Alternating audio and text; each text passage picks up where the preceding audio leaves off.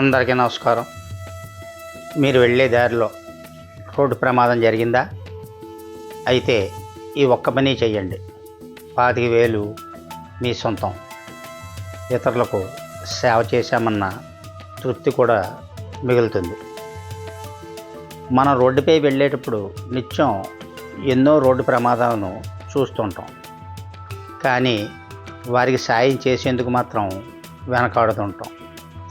కారణం ఎక్కడ కేసు వచ్చి మన మెడకు చుట్టుకుంటుందనే భయం. అయితే ఇకపై అలా కళ్ళ ముందు ప్రాణాలతో కొట్టుమిట్టాడుతున్న వారిని కాపాడాలని భయపడాల్సిన అవసరం లేదు.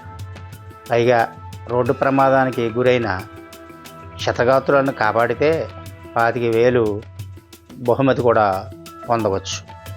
రోడ్డు ప్రమాదానికి గురైన బాధితులను కాపాడేందుకు కేంద్ర ప్రభుత్వం 4 ఏళ్ల కిందటే గుడ్ సమరిటన్ పథకాన్ని తీసుకొచ్చింది.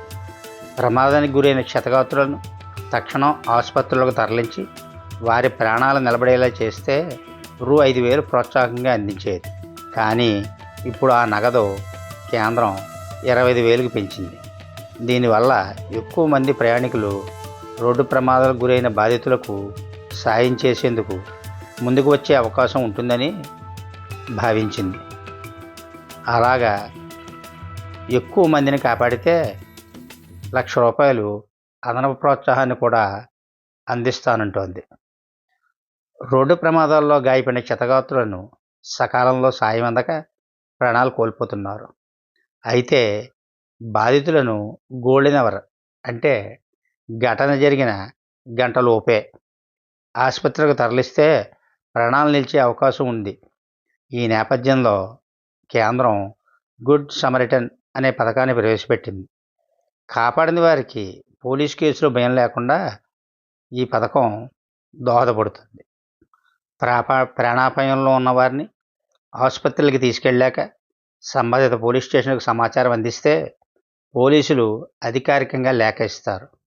ఆధార్ కార్డు, బ్యాంకు ఖాతా, పోలీస్ శాఖ